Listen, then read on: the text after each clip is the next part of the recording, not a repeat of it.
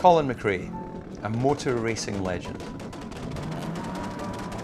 His father Jimmy, 5 times British rally champion, doesn't entirely explain Colin's spectacular driving style. As a kid, he likes to go as fast as possible, on anything with an engine.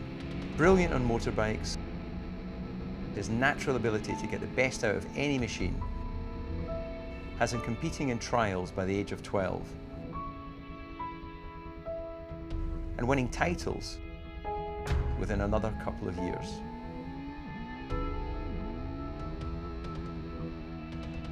From the start, he does anything to drive at top speed. He pays for his first competition car, an Autotest Mini, by fitting a new gearbox to a friend's Avenger. Then he drops it off the side of the road, still managing to finish 14th overall. A year later, he drives a Hillman Avenger in the Kames single-stage rally, close to his home in Lanarkshire, finishing first in class. In 1986, he enters the Scottish Rally Championship in a Talbot Sunbeam. Drawing comparison with the Finnish champion Ari Vatanen, and starting to build a reputation as a young man with incredible natural talent. Colin enters his first WRC rally in a Vauxhall Nova in Sweden in 1987. Despite several excursions into the snowbanks, he finishes 36 overall and 3rd in class. People are beginning to see him as something special. His first outright victory follows in the Tweedies Rally a year later, with his wife-to-be Alison as co-driver. It's the springboard for Colin becoming Scottish Rally champion in the same year. And a year later, he's back in the WRC in Sweden. He's a sensation, climbing to 10th overall before gearbox problems eventually drop him back to 15th.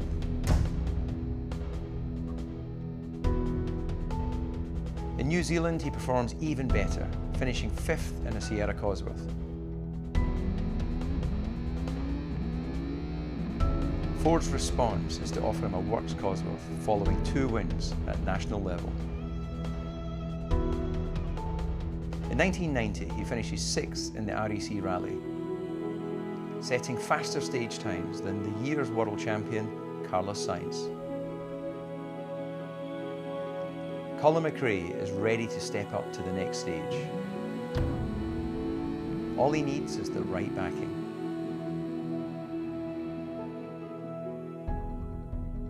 Colin McRae turns professional in 1991, signed by ProDrive boss David Richards to his Subaru team in the British Rally Championship. Richards knows that he's taking a gamble on a relatively raw talent. But Colin repays his trust in full, blitzing the rest of the field in the Rothman Subaru Legacy on the way to the 1991 and 1992 British Rally Championships. Richard's plan is to use 1992 as an opportunity for Colin to slowly gain some WRC experience. What he gets instead is a rally driving whirlwind. Once again, Sweden is a triumph. In a race traditionally dominated by Nordic drivers, only a puncture on the last day prevents Colin from taking first place. The spotlight stays on in Finland. On the first day, he misreads the notoriously unpredictable gravel roads and rolls the car over and over 7 times. The Subaru proves as unbreakable as the driver. As soon as the wheels hit the deck, Colin has it back in gear. Richards later admits that he probably should have retired the car, but Colin was winning the hearts of the Finns. And when Colin eventually finishes 8th, it's to the loudest cheer of the day. In 1993, Colin takes his place as a full-time driver in Subaru's WRC team. The team is under pressure from Japan to get a first win in the Legacy before they moved into the Impreza. In New Zealand, that's what Colin delivers. Even today, his utter demolition of the opposition on the Moto stage lives on in the minds of anyone who was there. New Zealand is his first WRC victory, Subaru's first victory, and the first for a British driver since Roger Clark won the REC Rally in 1976, and the first British driver to win outside the UK. He goes on to win in Malaysia before switching in 1994 to the car that would be forever associated with his name, the 555 Subaru Impreza. It's a match made in heaven. At the peak of his powers, Colin racks up wins in New Zealand, in Australia, in the REC Rally, the first homegrown winner for 20 years. And he still knows only one way of driving: go for broke at all times. Even when accidents in Corsica and Argentina earn him the nickname Colin McRae. Subaru began 1995 under pressure again to deliver a first constructors title. The team is headed by two different drivers, technically brilliant Carlos Sainz and the flamboyant go-for-broke Colin McRae. Sainz wins in Monaco, but Colin has to retire from the first two rallies. Portugal and France only increase Sainz's advantage. Then he falls off a mountain bike and injures his shoulder, leaving McRae clear to win New Zealand for the third year running. In Catalonia, Sainz is the local hero and is expected to win. Colin's response is to go flat out. He refuses to back off under team orders. It leads to public argument on the streets of Lloret de Mar. But Colin finally relents and Sainz takes first place. There's no way the same thing was going to happen at the final race. Colin's home territory, the REC Rally in the Rhondda Valley. Puncture in the second stage briefly threatens to slow him down. Looks interesting. But he goes on to win 18 of the 28 stages.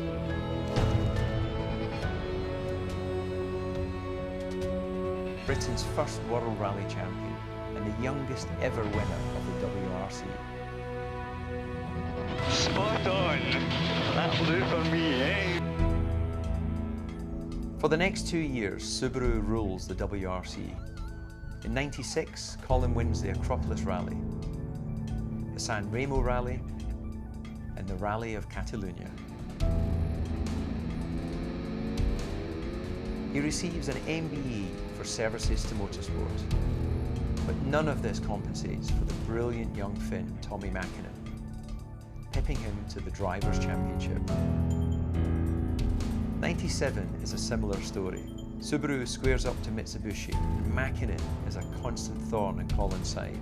At the start of the year, a new co-driver, Nicky Grist, comes in to exert a calming influence. Gee whiz, that was high, man. Much needed, as mechanical failures take Colin out of 6 rallies. But when the car's running right, he remains the most exhilarating driver in the world. 5 victories in the Safari, Corsica, San Remo, Australia and the REC is more than any other driver. But in the end, Mäkinen takes the season by a single point. Another 3 victories follow in 1998, but Subaru's domination of the sport was at an end. It's time to say goodbye to the 555.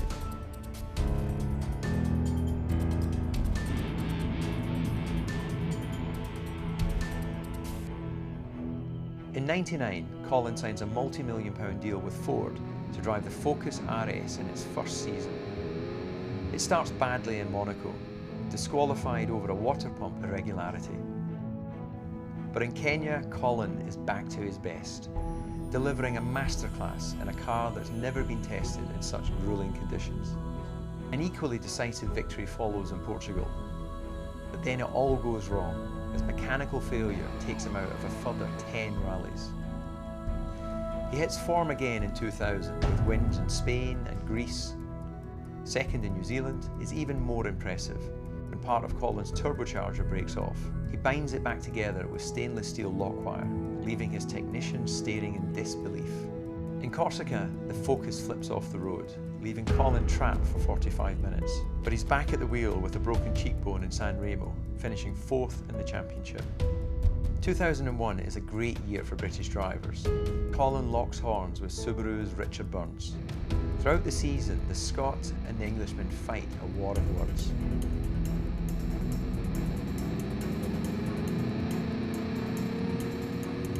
Colin drives Wales the only way he knows how, at the limit. But then he clips a bank, and this time there's too much damage for the car to continue. Richard Burns is the new British World Rally Champion. In 2002, Colin wins for the 5th time in Greece. But the highlight is Kenya, a race he's made his own.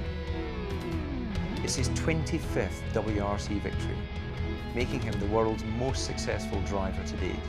By contrast, Cyprus goes down in history as McRae's Mad Max Day.